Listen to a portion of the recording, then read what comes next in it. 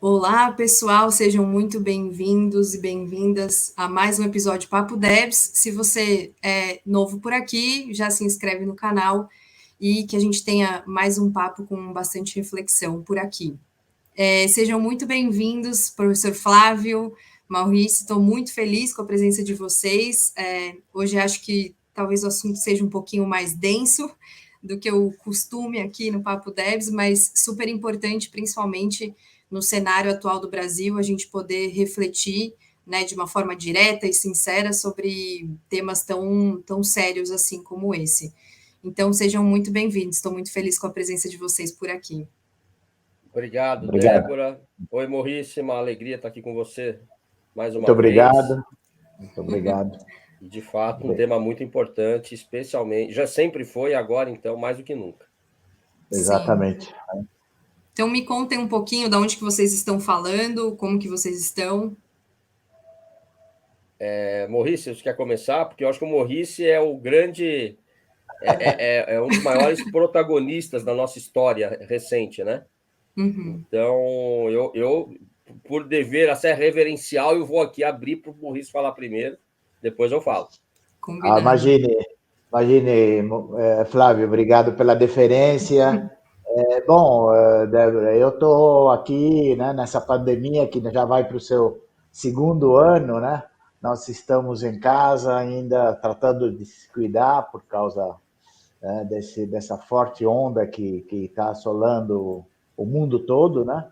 E aqui em casa tratamos de atender a todas as pessoas e fazer todos os nossos trabalhos relacionados justamente com esse tema, né? Você sabe que eu sou diretor de uma entidade chamada Núcleo de Preservação da Memória Política, uma entidade que se fundou em 2009, então já tem 30 anos de existência. Sou membro fundador, junto com o Ivan Seixas também. Ambos fomos presos políticos na época da ditadura, bem jovem, né, na época, e continuamos nessa área de defesa dos direitos humanos depois da época da prisão e principalmente depois, no meu caso, depois que eu aposentei e comecei a trabalhar na Secretaria de Direitos Humanos da Presidência da República. Cheguei a trabalhar em Brasília por 2 anos e meio, entre os anos 2009 e 2011, foram os últimos anos, né, do governo Lula, o segundo governo, né? E ali, junto com o ministro Paulo Vanucchi, desenvolvemos um programa chamado Direito à Memória e à Verdade, que a gente pode depois falar sobre esse programa, né? Mas isso nos levou também aqui em São Paulo a ver da necessidade de constituir uma entidade que pudesse resgatar esse tempo da ditadura, esse tempo difícil que nós vivemos, e principalmente desenvolver ações educativas, culturais, para que esses anos não fossem esquecidos e que pudessem realmente, que se pudesse contar a verdade do que aconteceu. No Núcleo Memória, só para encerrar, nós estamos numa campanha muito grande para a conversão de lugares que foram simbólicos, que foram expressivos, né, na época da luta contra a ditadura, para que esses lugares se tornem o que a gente chama, e o Flávio conhece muito bem isso, lugares de memória, lugares de consciência, de educação em direitos humanos e principalmente, como tem em vários países da Europa, que sejam marcados efetivamente, que as pessoas vão lá e visitam, como o Memorial da Resistência, que já existe desde a época.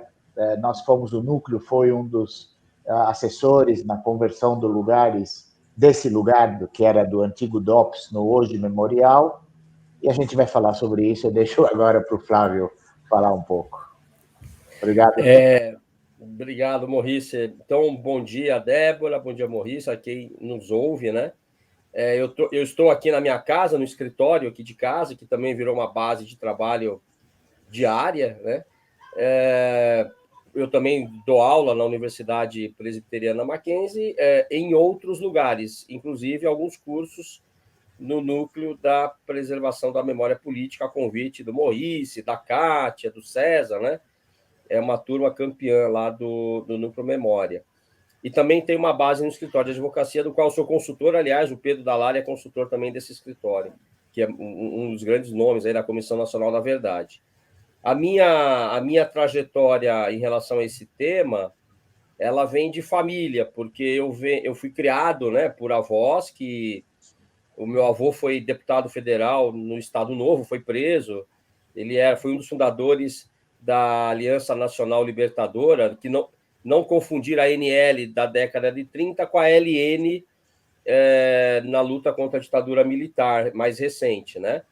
E depois ele foi reeleito por São Paulo na década de 50, era diplomata, então, e quando veio o golpe militar de 64, para quem nos ouve e não estuda muito o tema, é bom lembrar que foi um golpe, não foi uma revolução, né? É sempre bom tocar nesses assuntos. Necessário ainda em 2022. Ainda é necessário. Bom, ainda é necessário dizer que a Terra é redonda, né? Então, o óbvio não parece não ser tão óbvio assim. E aí, logo após o golpe, ele trabalhava na Embaixada Brasileira em Varsóvia e ficou exilado, né? Então, ficou muito tempo fora do Brasil até retornar. Então, e até os meus 17 anos, eu cresci na ditadura, né? Já numa fase muito mais tranquila que aquela que o Maurice pegou, que depois ele pode falar melhor, mas ainda com aquele medo, né? A gente em casa, minha avó me dizia, olha, não fala disso, não fala daquilo. Era aquela polarização, né? Estados Unidos, União Soviética. E então eu cresci vendo ambos como, especialmente Estados Unidos, como grande parte dos nossos problemas sociais e culturais. Somos um país colonizado até hoje, né? Então, este mote me levou ao estudo, desde a minha pré-adolescência, dos regimes ditatoriais, totalitários. Pulando nos anos, um dia eu conheço o Maurice, lá no Memorial da Resistência, quando eu levei estudantes do Mackenzie para conhecerem o memorial. E aí, o pessoal de lá, muito atencioso, olha, vocês podem fazer um bate-papo com alguém que foi preso político, que vivenciou a época, né? E aí eu conheci o Maurice, e isso virou uma amizade, e também uma relação de grande admiração que eu tenho por ele. E sempre que eu posso, eu busco colaborar com o trabalho pela memória e verdade. E hoje está provado que o que a gente vinha fazendo já há alguns anos era mais do que nunca essencial. Nós estamos vendo o resultado hoje no Brasil do racismo, de um neonazismo que cresceu. Pela primeira vez, nós temos grupos neonazistas detectados em todas as regiões do Brasil, o que não acontecia até poucos anos atrás. São 580 células, sem contar aí essas viúvas da ditadura, né, que aparecem nos palanques querendo que retorne um regime que muita gente não sabe nem o que significa. Então, é mais ou menos essa trajetória, e daqui a gente pode detalhar.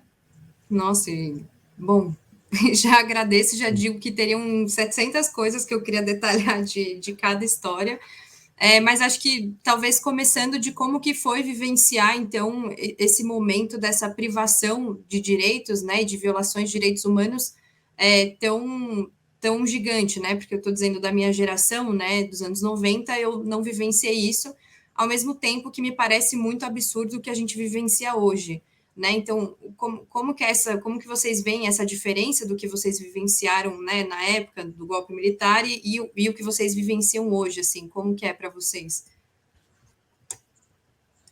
Bom, eu diria o seguinte, quer dizer, se alguém tivesse me perguntado há uns 5 anos atrás se no Brasil a gente teria o perigo de viver em outra ditadura, eu certamente teria dito que não, né? Porque eu acho que o que a gente vivenciou na época da ditadura foi tão forte, e não só na geração que estava lutando, mas também nas pessoas, né? Como o Flávio bem falou, no medo, né, que imperava naquele tempo, na falta de liberdade, na censura, quer dizer, que afetou todo mundo, quer dizer, a ditadura militar brasileira, ela não só se abateu contra aqueles que, como eu e milhares de outros, tentaram fazer alguma coisa para resistir, para mudar o regime, né, pertencendo a organizações clandestinas de resistência, mas ela também afetou praticamente toda a cidadania, né? Mesmo aqueles que não tinham consciência do que estavam sendo afetados. Justamente o que se quer mostrar nessas visitas e tal, que o problema da ditadura foi um problema que afetou a toda a sociedade, né? E aí muita gente fala, mas quando a gente recebe, principalmente os mais jovens, né, falam, não, mas meu avô falava que na ditadura era melhor porque não tinha violência, né? Não tinha tanta violência, a gente tem que explicar. Claro que teu avô pode falar isso por dois motivos. Primeiro, porque a configuração da população brasileira não é. Você não pode comparar 1964 com 2020, 21, né? Em 64 nós tínhamos 100 milhões de habitantes, 110, 60% da população vivia no campo. Hoje nós temos praticamente 45% da população brasileira, que é de 200 milhões, 220, vivendo em cidades de mais de 500 mil habitantes, Campinas, Ribeirão Preto, enfim. Então, são cidades grandes. Então, naquele tempo, o Brasil era um país mais rural, existia uma censura muito forte, e é claro que as pessoas talvez não sentissem diretamente a questão da violência, porque tinha menos violência do ponto de vista de roubo, como se vê hoje, né? Roubo de celular, não tinha celular, não tinha nada, né?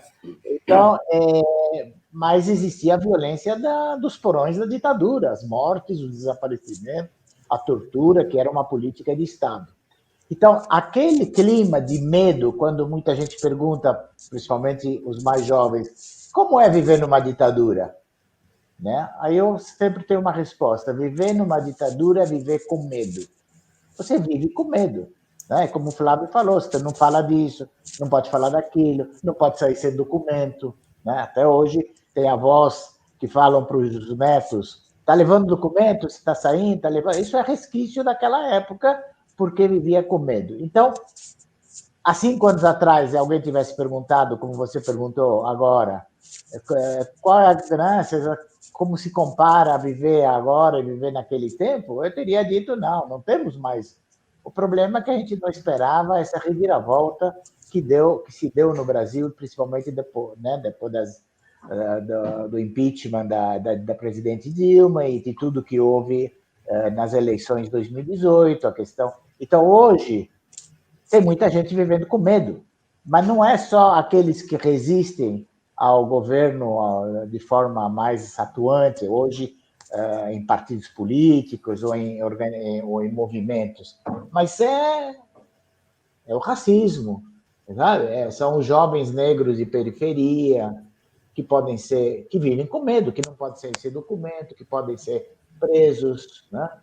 Então, o ambiente hoje é muito parecido, infelizmente, com aquele momento que nós vivemos há 50 anos atrás. E isso, infelizmente, é consequência Também nós somos responsáveis por isso, na medida que nós não fomos capazes de transmitir para gerações mais jovens, e aí a gente pode entrar por que isso não ocorreu, né, o que aconteceu naquele período. Daí a necessidade de organizações como o Núcleo Memória, né, para reviver e para lembrar as pessoas, através de ações de educação, de cultura. E a gente não, quer dizer, 21 anos de ditadura, 21 anos, Débora, é toda uma geração. Sim. Existe toda uma geração que, infelizmente, sabe, depois somente se voltou a falar da ditadura a partir de 2007. Então, a ditadura acabou com a Constituinte em 88 e só se voltou a falar do período da ditadura em 2007. Então, esses 20 anos é toda uma geração que se perdeu. Sim, que isso não era nenhum assunto, né? E importante essa questão que o Maurice coloca. Primeiro ponto, como diz, eu me lembro muito, essa questão da população brasileira, né? Porque na ditadura era um país mais seguro. Primeiro, os casos de corrupção eram vários durante a ditadura militar. Quem quiser e estiver nos ouvindo, pode colocar no Google casos de corrupção durante a ditadura. Foram vários, né? Segundo ponto, os jornais não podiam publicar as notícias sobre violência. Porque o que se vendia era a imagem de um Brasil falso, de um Brasil que seria um país de progresso, de avanços de infraestrutura, não sem razão, exterminaram os indígenas com a Troari, atravessando a BR-174 e construindo a usina de Balbina. Itaipu foi o massacre dos Guaranis. Quem quiser pode buscar aí no Google também, né? The Intercept, o departamento jurídico de Itaipu tira fotos enquanto incendeiam as casas dos indígenas guaranis, né, expulsos à bala, para poder construir essas usinas. Então, esse desenvolvimentismo vendido pela ditadura era à custa de muito sofrimento humano, que é naturalizado até hoje, e aí a importância da colocação do Morris, que coloca a conexão entre as dinâmicas de opressão desenvolvidas durante a ditadura e o que é feito hoje. É que hoje a polícia não invade o morro para matar preso político, mas para matar os negros, as pessoas pobres. Nas terras indígenas, todo dia são vários os assassinatos, tivemos mais essa semana. Hoje prenderam um empresário que mandou incendiar os helicópteros do IBAMA, porque ele tem garimpos nas terras Yanomamis, né? Um verdadeiro genocídio. Então, essas dinâmicas, por isso a importância aí da colocação do Morris, foram desenvolvidas durante a ditadura e são largamente aplicadas até hoje. Eis a importância da memória. Um outro ponto é que os jornais, como eu disse, não podiam noticiar. Hoje você liga a televisão ou vai para o site, você vai ler muito sobre violência, né? Muita notícia ruim. Mas isso já é de longe, isso não começou agora. Não é um surto de violência no período democrático que acontece. Agravado, não é, por um governo incompetente, por um governo que tirou dinheiro dos pobres, né, como se fosse possível desenvolvimento econômico sem que as camadas pobres da população tenham dinheiro, tenham acesso aos bens materiais. E um último ponto, eu me lembro muito, Maurício, quando você fala dessa questão da população brasileira, da música da seleção de 70 na Copa do México, né? 70 milhões em ação. 70 milhões. 70 milhões em São Paulo, na cidade, no estado de São Paulo, perdão, nós temos 30 milhões. Exato. Eu sempre falo 100 milhões, mas na verdade era 70 milhões. 70 milhões. E lembrando que é na década de 70 que em 4, 5 anos a população brasileira inteira migra. Migra, né? Exato. E como nós ainda não sabemos, diz o Ivan Seixas, eu me lembro muito dessas palavras do Ivan, num desses últimos encontros, acho até que foi lá no DOI-CODE, quando eu estava recebendo estudantes, não me lembro, ele dizia assim, olha, até hoje não se sabe o número de mortos pela ditadura no campo, porque os rios eram cheios de corpos boiando nos rios, descendo a correnteza, não é? Em relação a camponeses e indígenas. Isso tudo precisa ser dito, né? Sim. Então, eu cresço num período em que eu ia para a escola, tinha que fazer fila, cantar o hino à bandeira, o hino nacional todo dia de manhã, educação moral e cívica na escola, depois no antigo colegial Organização Social Política Brasileira, ou SPB, e na universidade EPB, Estudos dos Problemas Brasileiros. 3 matérias que eram um discurso oficial da ditadura. Né? E que eu nunca acreditei, né? Naquele progresso todo que eu não via, né? As favelas são um fenômeno antigo. Sim. O crime organizado também vem disso, né, Maurício? Quando colocaram presos políticos juntos com presos comuns, e os presos comuns começam a se organizar. Aí surge a primeira organização na década de 70, que era a Falange Vermelha. Isso. No Rio de Janeiro. No Rio de Janeiro. Exatamente. Na Ilha Grande. Isso, exatamente. Na prisão da Ilha Grande, que falam que a influência, eles veem os presos políticos, porque nós, como presos políticos, sempre se organizou, os presos políticos, desde a época do Getúlio, né? Houve sempre uma organização muito... E os presos comuns no Rio de Janeiro começaram a ficar surpresos com o coletivo, a gente tinha o nosso coletivo, né? E eles tratam de imitar, e aí... Eu tenho fotos de 1937, o meu avô, deputado federal, preso na Ilha Grande, já naquela época, com o senador Abel Sherman, Jorge Amado, o Jorge Mangabeira, outro deputado federal. sem qualquer mandato, né? Os deputados foram todos presos porque o governo Getúlio Vargas tinha uma ala germanófila, comandada pelo Filinto Miller, torturador também, que queria que o Brasil entrasse na guerra ao lado do eixo, né? Isso vem, e aí vem.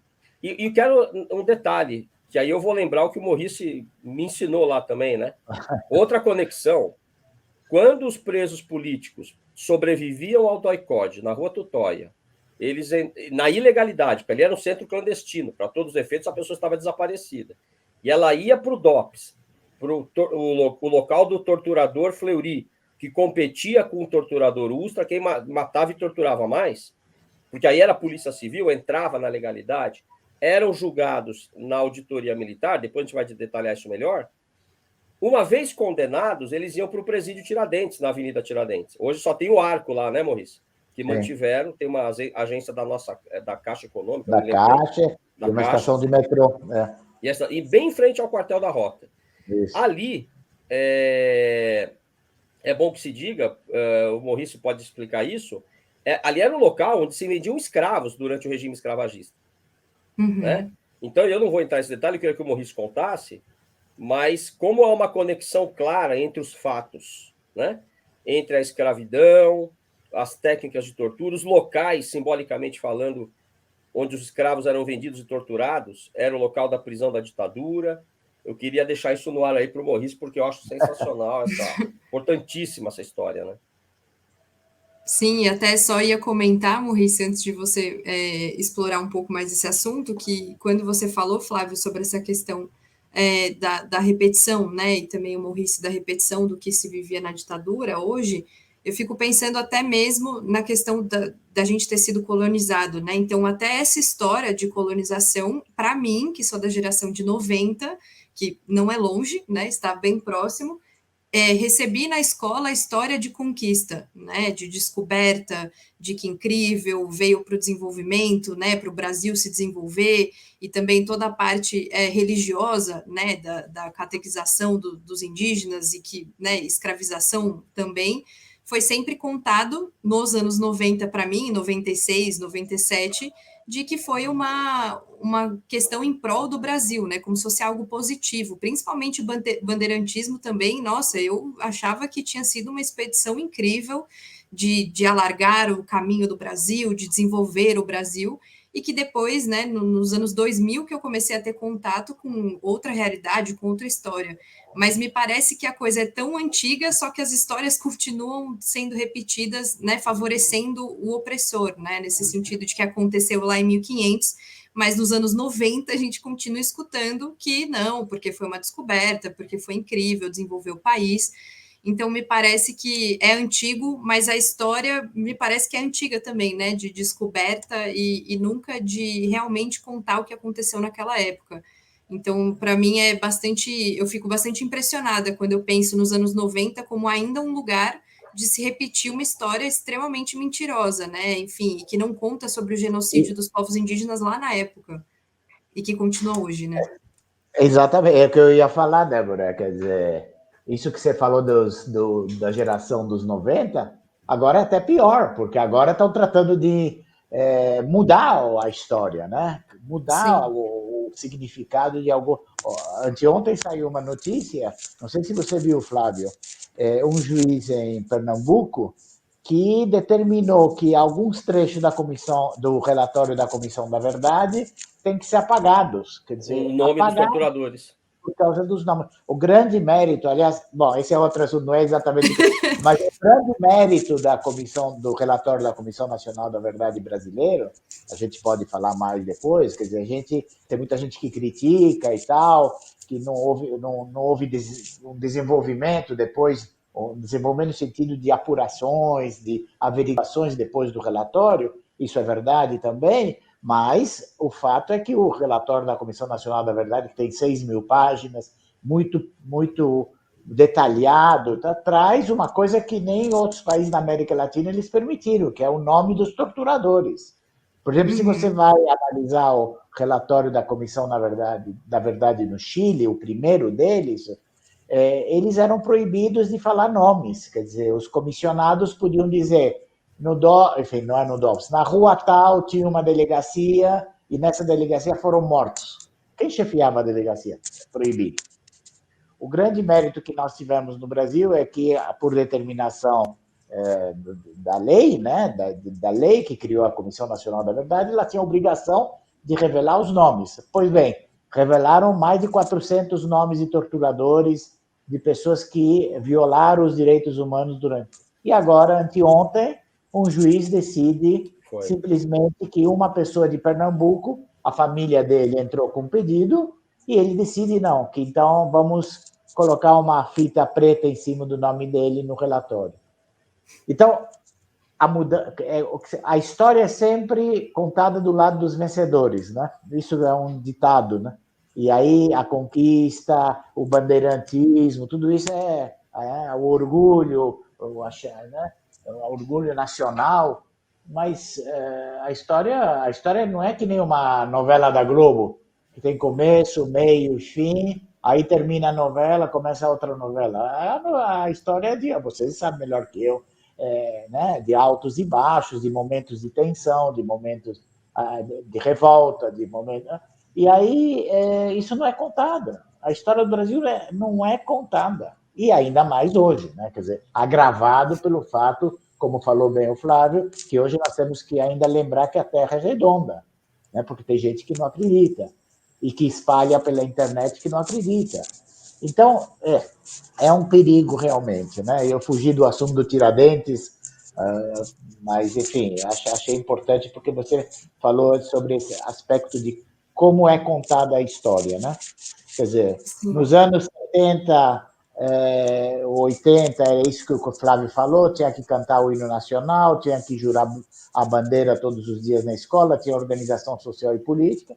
Nos anos 90 não havia mais isso, mas havia ainda a questão de louvar o bandeirante, louvar o genocídio indígena como sendo uma coisa boa.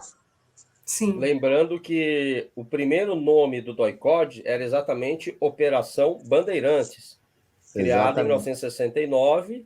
Me corrija agora, Maurice, quando morre, sob tortura, o primeiro preso político lá do DOI-CODE, ou Operação Bandeirantes, que no filme do Marighella é aquele preso político que grita: vocês estão matando um patriota, barbaramente torturado. Não é? Porque ele tinha participado do sequestro do embaixador americano Charles Elbrit. Então chamava Operação Bandeirante. Então, Rodovia Bandeirante, Palácio dos Bandeirantes, né? O problema, como diz até a Débora Neves, na época nós publicamos um artigo no Fausto Macedo, quando houve aquele caso do Borba Gato recente. A questão não é você só contextualizar. Você precisa entender os fatos do passado à luz das necessidades atuais. Então, hoje, metade ou mais da metade da população brasileira é ofendida com uma estátua daquela. Não que ela deva ser retirada, mas que ela deva ser recontextualizada no seu significado histórico. O que os bandeirantes significaram? O que a Operação Bandeirante significou? Isso. É uma infâmia você ter uma delegacia de polícia funcionando no maior centro de extermínio da ditadura brasileira, militar. Né? É como se tivesse uma fábrica de gás funcionando em Auschwitz. Quer dizer, é uma infâmia. Né? E isso realmente não é debatido. Um outro ponto aí é que a gente tem que discutir isso. A internet mudou, impactou demais essa propagação de mentiras ou de negacionismo. Talvez isso seja um ponto importante aí a gente considerar. E também o fato de que nós tivemos essa reviravolta política no país, né? Que, aliás, isso está acontecendo em vários países, né? Negando-se o Holocausto, nega-se as ditaduras, enfim. É bom a gente... Aliás, nega-se, inclusive, que as vítimas africanas tenham sido sequestradas e trazidas para o Brasil. Há quem diga, até um certo presidente disse recentemente, que os europeus não foram lá escravizar, especialmente os portugueses, né? Que foram os que mais escravizaram na África, foram os portugueses. Né? E isso é negado, quer dizer, nós precisamos até de uma comissão da verdade, da escravidão, e assim por diante. Exatamente. Eu ia perguntar para você, Maurice, O que você diria assim que te vinha enquanto justiça depois, né, do seu período enquanto preso político, né? Quando você retornou ao Brasil ou quando você estava exilado, o que significava justiça para você em razão daquilo que você viveu, né? Daquilo que o seu país viveu, enfim. Na verdade, justiça para nós todos, não é só para mim, para todos aqueles que sofreram, né, as violências da ditadura, e alguns deles sofreram e não podem falar porque morreram ali, como exatamente esse caso contado pelo Flávio. Aliás, o nome dele é Virgílio Gomes da Silva, o primeiro morto sob tortura, que aparece tão bem no filme Marighella, né? Para todos nós, a justiça significava a punição daqueles que infligiram essas violências, né? Quer dizer, justiça significa um basta à impunidade, né?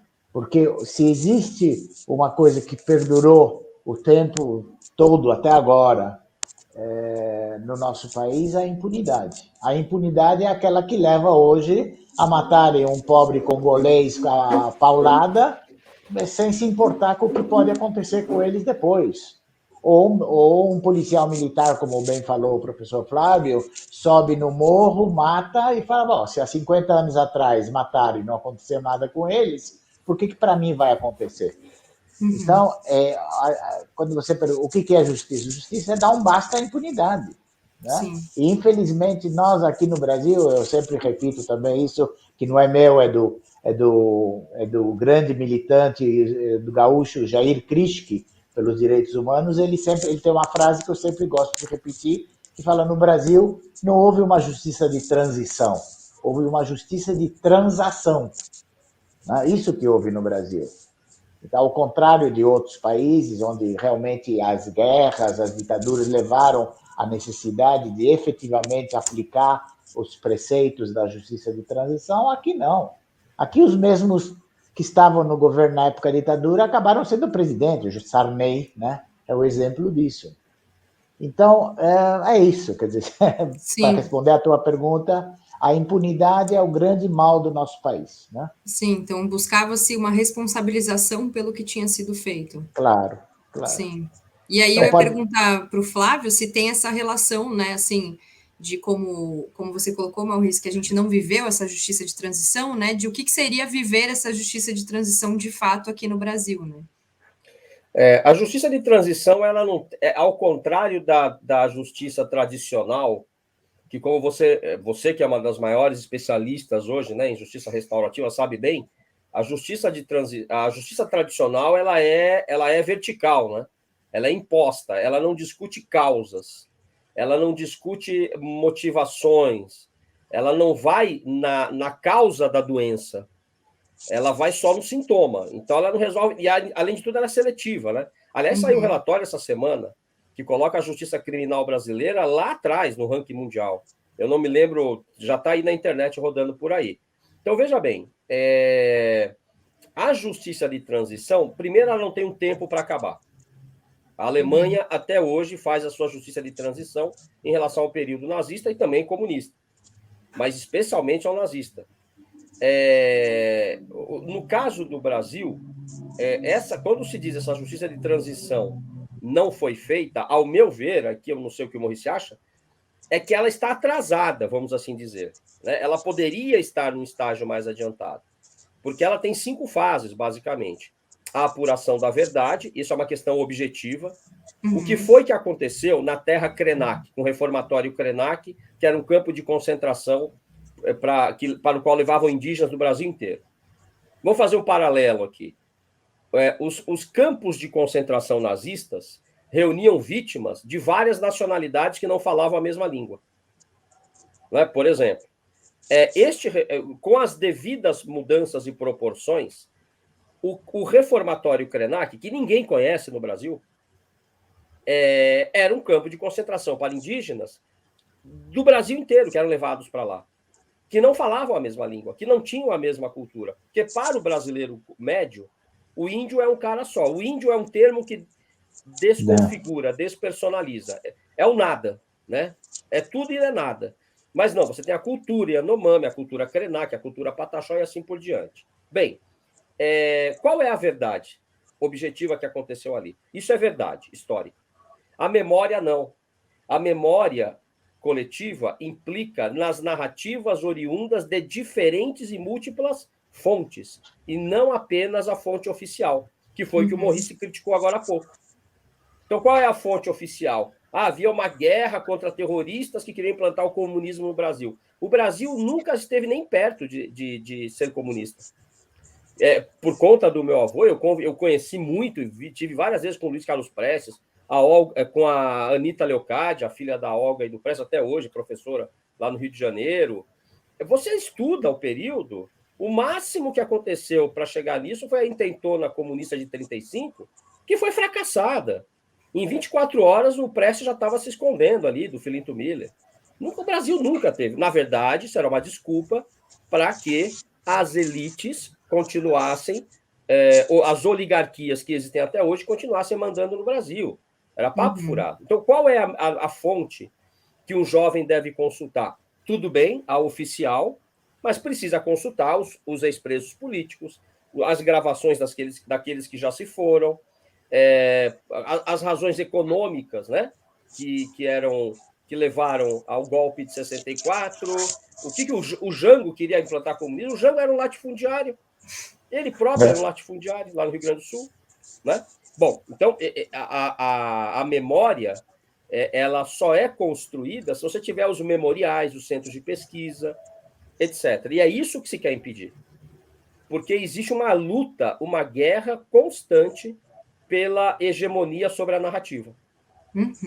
E aí vem mais as 3 outras fases, né? A punição dos perpetradores, que nós estamos atrasados se comparados à Argentina, por exemplo. A Argentina, para mim, é um caso mais avançado. E um detalhe, a Argentina faz o que Nuremberg fez, só que não com tribunais de exceção, como foi em Nuremberg. É muito interessante esse caso argentino para se estudar.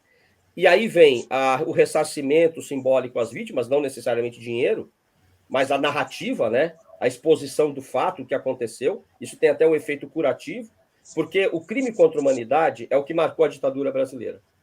E assim como o genocídio, eles são transgeracionais. Os filhos, netos e bisnetos continuam sofrendo com isso. E, finalmente, a reformulação das instituições do Estado, que nunca aconteceu no Brasil. Principalmente. Principalmente. A Argentina reformulou todas as Forças Armadas, todas. Mudou o currículo de formação. Aqui no Brasil, eles ainda ensinam, nas academias militares, lições antigas, né? Como cantava o Vandré. Né? Lições antigas. Do morrer pela pátria ou viver sem razão. E me parece que, bom, você contando tudo isso, no Brasil, me parece que a gente está parando aí na primeira fase / segunda, né? E ainda com uma dificuldade enorme da construção dessa memória, né? Da construção dessas outras narrativas. Né? Mas atenção, justiça seja feita. Existe muita gente muito boa lutando pela justiça de transição. Eu vou dar um exemplo. Além do núcleo da memória, dos ex-presos políticos, dos familiares, eu cito o Ministério Público Federal, que não desiste de denunciar esses torturadores. Mesmo os juízes recusando a denúncia com base na lei de anistia. Na lei de anistia, né? Mas o MPF não desiste. Não. E agora tivemos uma denúncia aceita contra acho que o torturador, uma foi contra o torturador da Etienne, lá na Casa da Morte em Petrópolis. O chamado Camarão. O Camarão, exatamente. Vulgo Camarão. Vulgo Camarão. E um outro caso também, acho que aqui de um torturador aqui de São Paulo, e que os juízes federais mais jovens, mais conscientes, por incrível que pareça, né? Os jovens parece que em alguns momentos os juízes são mais conscientes do que os mais antigos, têm aceito, com base na decisão da Corte Interamericana de Direitos Humanos, no caso Gomes Lund, a guerrilha do Araguaia, contra o Brasil, em que a Corte disse que a lei de anistia brasileira não é válida. Nenhuma lei de autoanistia é válida. Né? O Brasil, salvo engano meu, é o único país das Américas que ainda mantém uma lei de anistia. Mas não é, você sabe, Débora, que não é só o fato de não ter feito a reforma das instituições, que é um dos elementos básicos da justiça de transição, que isso não foi feito, a reforma do currículo militar, a reforma de como a polícia é organizada, enfim, mas é o fato de que, por exemplo, na Academia de Polícia de Barro Branco, que forma o policial militar, uma das salas onde eles têm aula é nomeado, tem o nome de um tenente que para eles é considerado o herói, Alberto Mendes Júnior, que morreu em confronto com as organizações de resistência, né? Quer dizer, então eles não só não reformam, mas também louvam, né, o espírito da época, né? Isso que é terrível. Sim, exatamente. E é como a gente consegue compreender aqui no cenário, né, bolsonarista, né, que a gente vive, de que não é simplesmente um negar que aconteceu, não foi, não teve tortura, não foi um golpe, né, foi revolução. Não é só isso, é ficar louvando que bom que aconteceu e tinha que ter torturado mais, né? Claro, E eu lembro até que teve mais. Sim, teve uma aula na faculdade, acho que era direito criminal.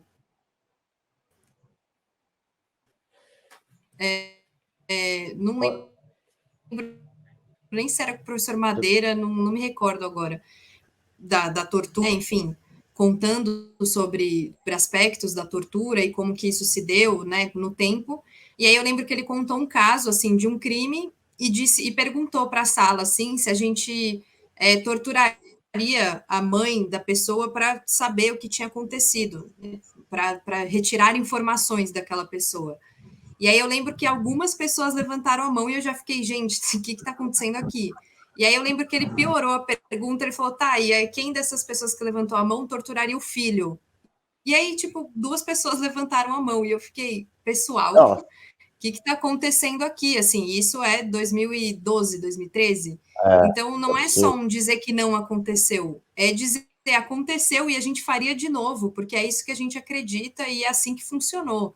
Né? Tá aí da Atena para comprovar o quanto isso continua sendo muito divulgado, né? O fato da violência e de morte, de tortura, justificada quando é alguém que a gente que incomoda, né? Que tira a elite do seu lugar de conforto, que tira né, quem está no poder no seu lugar de conforto. Então, não é só sobre dizer que aconteceu, mas é dizer que bom que aconteceu. E eu acho isso bastante bizarro acontecer ainda em 2022, né?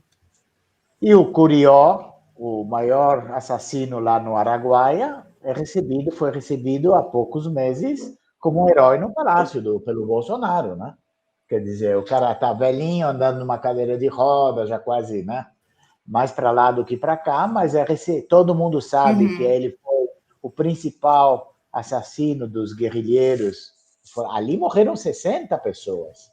60 pessoas cuja maioria estava presa. Não é que morreram a maioria estava presa e foram mortos, né? Foi extermínio. Extermínio, exato. E ele é recebido com honras no palácio, como quem dizendo, o que você fez está bom. Foi bom. Um detalhe, né? Até hoje não se sabe onde estão os corpos.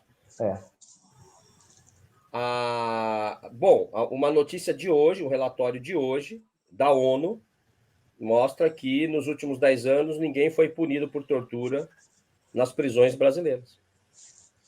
Então é um incentivo. Caramba. Claro, a impunidade. Sim. Isso é diante desse governo. Sim. É muito isso, né? Que é pensar dessa importância da justiça de transição justamente para compreender o contexto que faz com que pessoas possam matar, né, o jovem congolês lá como se fosse, né, roubei um chiclete aqui no mercado, né, como se fosse uma coisa qualquer que, bom, qual o problema? Né, e tem uma estrutura que faz com que a pessoa ache que isso está normal, né, não é do nada, ela não acorda e fala, acho que está tudo bem matar uma pessoa, não é assim do nada, né, então, muito importante olhar para esse contexto. E eu ia até te perguntar, professor, em relação às experiências que você tem de estudo e de vivência, né, que você teve na Alemanha, principalmente, dessas tentativas e iniciativas de, digamos assim, restaurar, né, esse contexto de tanta violência, de aproximação, né, entre as pessoas que são netos de nazistas com judeus, né, de como fazer esse diálogo e que efeito que isso surge, enfim, se você puder contar um pouco da sua experiência. Claro. Na verdade, essa experiência ela começa em Israel, na década de 80 para a década de 90, especialmente na década de 90, quando um filho de vítimas do Holocausto, ele decide, eu acho que ele tinha se formado em psicologia, e ele decide reunir ex-perpetradores com vítimas ou filhos e netos, e ele, por uma conversa, né? Porque é bom que se diga que muitos filhos e netos de torturadores do nazismo durante o Holocausto, alguns defendem os seus ancestrais, outros morrem de vergonha. Eu vou dar um exemplo. A Bettina Goering, que era sobrinha neta do Hermann Goering, na década de 70, ela descobre uma carta do tio, né? Em que Goering havia escrito, realmente ele escreveu isso, né? Que a genética é tão importante que você pode ter um filho que não tenha nada a ver com você, mas o seu neto terá tudo a ver com você. E ela, com medo, se esteriliza, ela se submete a uma cirurgia para se esterilizar, para que ela nunca corresse o risco, segundo ela, de dar vida a pessoas que mantivessem essa mentalidade nazista. Bom, ela começa também na Áustria, reunido um grupo chamado Grupo de Althausen, que é uma localidade na Áustria, inclusive por onde passou Eichmann, quando fugiu da Europa e veio para a Argentina. E eles se reúnem todos os anos, hoje já são netos e bisnetos de nazistas e de vítimas, para conversar sobre as causas de tudo que aconteceu e como isso afeta a vida deles, né?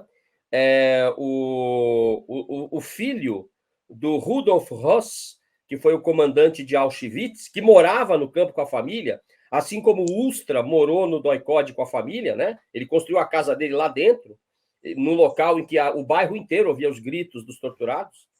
Isso não era escondido ali na Rua Tutóia, mas com as devidas proporções. Lá em Auschwitz, o Rudolf Höss morou lá dentro com a família.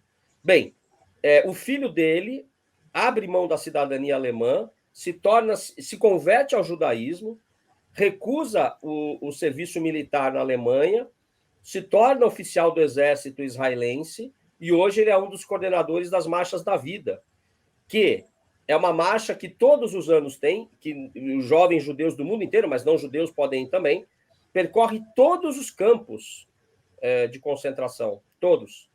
Uhum. E chega, a última visita chega em Jerusalém. Eu estou falando isso para mostrar o porquê o crime contra a humanidade e os genocídios e as ditaduras, eles têm efeitos transgeracionais, numa perspectiva mais psicológica. Esse é um ponto. E o segundo ponto é que nós tivemos uma audiência histórica recente agora no Doikod, porque o Estado de São Paulo é réu numa ação civil pública promovida pelo Ministério Público, tendo como litisconsorte o núcleo da memória política, o Morris está aqui representando o núcleo, né? E na audiência, uma procuradora do Estado diz assim, mas para que mais um memorial se nós já temos o Memorial da Resistência? Então, notem, cada local de consciência tem uma história própria. Não sem razão, todos os anos, todos os campos são visitados no circuito, porque eles se complementam na apresentação para as novas gerações do conjunto da ópera. Uhum. Né? Isso é compreendido por quem não tem muita formação nessa matéria. Então, a discussão entre esses grupos de filhos e netos é muito importante para a montagem desse quebra-cabeça. Né? E isso resolve mais o problema do que apenas a justiça tradicional. Né? Isso tem muito a ver com a justiça restaurativa. E o outro exemplo é Ruanda. Hoje, perpetradores hutus auxiliaram e têm auxiliado na reconstrução da vida das vítimas de famílias que eles próprios mataram. Eles têm trabalhado em conjunto, dentro do possível, claro. Sim. E é difícil pensar essa realidade, né, que aconteceu também no pós-apartheid, né, de acontecer isso aqui no Brasil, justamente porque não tem o básico, né, que é que a gente fala na justiça restaurativa, que é uma verdade mínima do que aconteceu. Então, se de um Não se lado, reconhece. não, a gente não torturou, e do outro, mas eu fui torturado, a gente não consegue, né, seguir para lugar nenhum dessa forma. Então, muito difícil de pensar essa realidade de restauração do contexto e das relações de uma sociedade num lugar em que responsabilidade não é pautada, né? Onde responsabilização não faz parte do processo. Exato. Então, se não faz parte de responsabilização, a gente está só falando de revitimização, né? Das pessoas, de novo, se colocarem nesse lugar de vítima para o perpetrador falar, tá, e daí eu não fiz isso, não vou comparecer, não quero falar. Então, fico pensando aqui para a gente poder finalizar o nosso encontro, como que vocês veem assim possibilidades aqui no Brasil, principalmente com o cenário eleição, com o cenário próximos anos, para que a gente possa minimamente ir construindo terreno, né, que já vem sendo construído, principalmente com os memoriais, de transformação mesmo, de construção de novas narrativas e de, na verdade, resgate de memórias que já existem, né? Pode falar, Maurício. Não, eu só vejo uma forma, Débora, da gente começar, continuar insistindo na educação. Quer dizer, a verdade tem que ser dita e aceita por um sistema educativo que possibilite isso que o Flávio falou, escutar todas as narrativas, escutar as narrativas daqueles que perpetraram, escutar as narrativas dos que foram vítimas. Agora, infelizmente, como você bem falou, até agora, os que perpetraram... Eu fui torturado, fui preso 4 anos, tal, eu estou aqui contando, né, e dizendo o que eu passei. Onde está o torturador? Por que ele não aparece? Né? Então, o que tem é essa tentativa de mascarar a história através de uma nova história oficial. Então, quando existe um governo como o atual que quer deturpar a história, ele já não permite nem sequer que aqueles que foram perpetradores se pronunciem. Ele toma a si a verdade.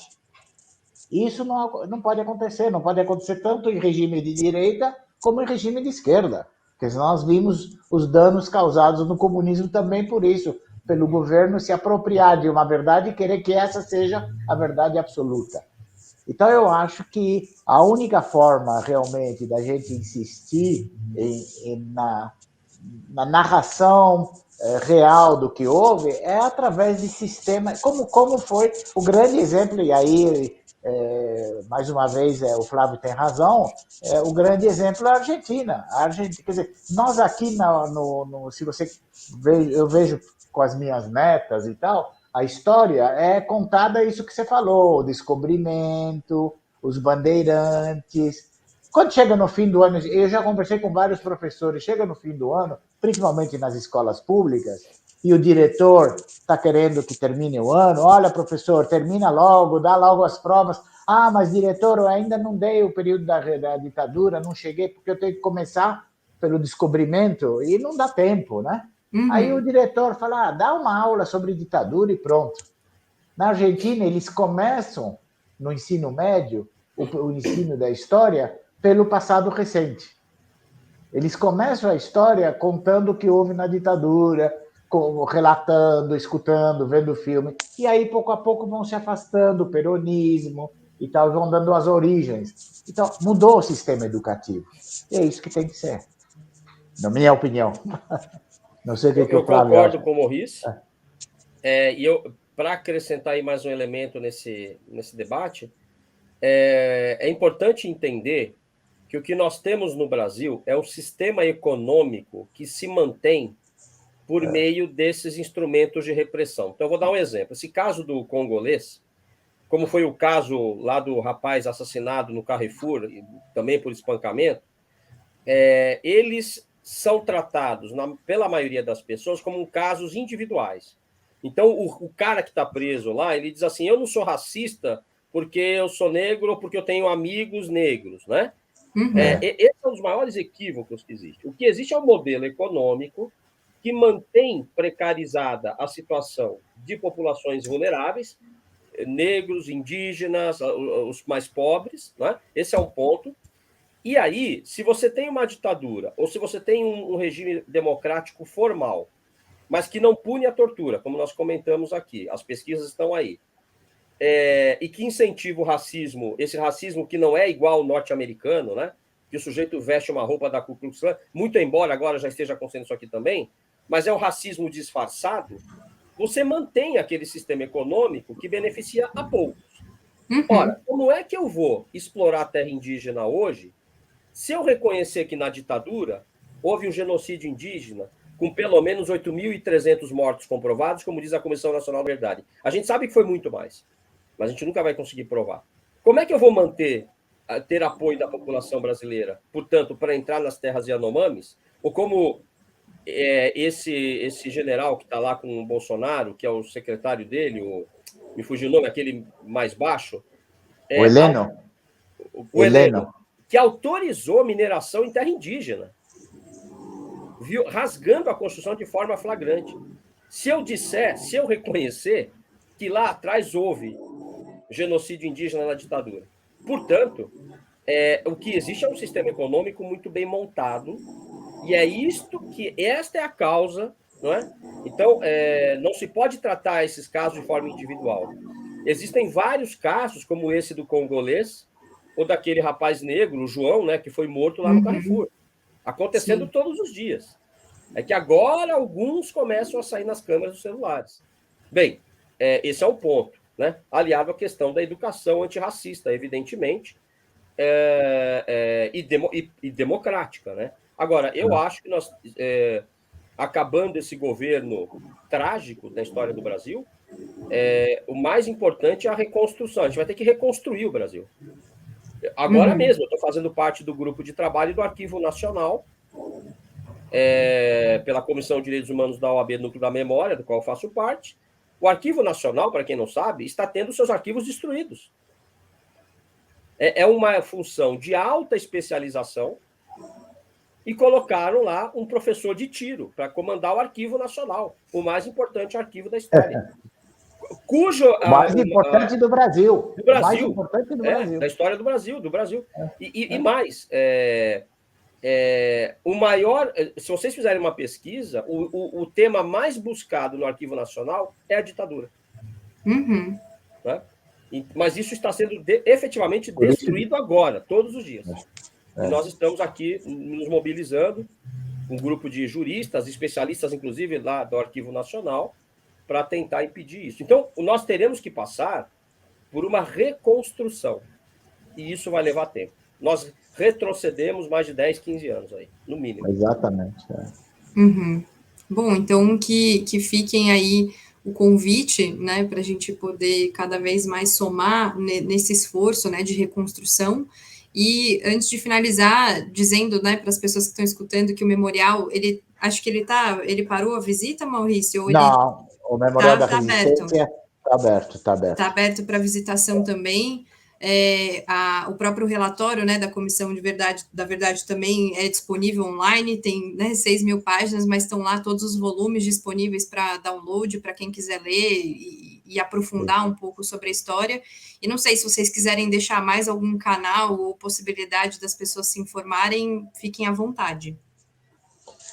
Eu poderia dar o website do Núcleo Memória, que é www.nucleomemoria.com.br, onde tem não só as atividades do núcleo, mas também alguns textos relacionados ao assunto, testemunhos, né, gravações, vídeos. Tem um canal do YouTube do Núcleo Memória com cursos, justamente esse curso que nós fazemos todo ano. Nós temos um curso que o Flávio participa, chamado Lugares de Memória e Direitos Humanos. Então, todas as aulas estão gravadas no canal do Núcleo Memória. Então, por aí podem também se atualizar as pessoas que quiserem, assim, que tenham curiosidade mais sobre o tema. Estamos à disposição para receber qualquer consulta também. Eu ia citar o canal do Núcleo Memória. Normalmente, aos sábados, há sempre ou curso ou lives, abordando temas correlatos, né? O curso é tão bem sucedido que são pessoas do mundo inteiro que estão participando hoje, não só do Brasil. Com especialistas, eu recomendo mesmo, né? Eu recomendo também, para quem quer conhecer o tema, a leitura do livro do Marcelo Godoy, né, Maurício? A Casa da Vovó, do Marcelo Godoy, a história do doicode. E ele é importante porque ele não é baseado nos relatos só das vítimas, mas principalmente em 10 anos de gravação com os torturadores do doicode. Né? Para quem diz que não houve tortura, basta ler o livro ali e ver o que eles faziam, né? Mas há muito material, filmes bons, o Marighella, Batismo de Sangue também é um filme importante. Tem vários filmes. Eu sugiro aí essa pesquisa começando por aí, viu? E claro, não posso deixar de citar o meu livro Genocídio Indígena na Ditadura, né? Que é a única pesquisa sobre genocídio indígena, do ponto de vista técnico-jurídico, abordando a teoria do genocídio e aplicando isso ao que aconteceu na ditadura brasileira, né? E que, infelizmente, só vai sendo atualizado, né? E também o livro que eu escrevi da greve de fome dos presos políticos, né? Do Maurício, exatamente. Resistência atrás das grades, que é um episódio também, a gente não tem tempo de falar sobre tudo aqui, mas esse é um episódio que marcou a vida dos presos políticos no ano 70, que foi uma greve de fome que fizemos de 33 dias, onde na época eu, como todo jovem, saí da adolescência, escrevi um diário e esse está publicado. Então, tem realmente vários materiais, muitos filmes né, que podem ser vistos. Esse livro do Maurício é sensacional, viu? Eu recomendo. Muito bom, muito obrigada pela presença de vocês. Fiquei muito honrada de vocês disponibilizarem um tempo para estar aqui, para poder conversar sobre temas tão importantes e tão caros para vocês, né, que fazem parte da vida de vocês. Então, agradeço muito e aqui estamos sempre abertos para recebê-los novamente com outros assuntos e pensar outras, né, ações e projetos aí em prol de direitos humanos e de restauração da justiça nesse Brasil todo. Muito obrigada. Muito obrigado a você, Débora. Obrigado ao Flávio por me acompanhar, né, mais uma vez. E também estamos à disposição. Obrigado, Débora. Obrigado, Maurício. Estar com vocês é sempre muito bom. Né? Que bom, conversas querido. de alta qualidade e importante. Eu recomendo a todos aí o podcast Papo Debs, que é muito, muito bom. Muito obrigada. E você que está assistindo aqui a gente pelo YouTube, não esquece de inscrever no canal. E se você gostou do episódio, é só deixar o seu like e nos vemos na próxima quarta-feira.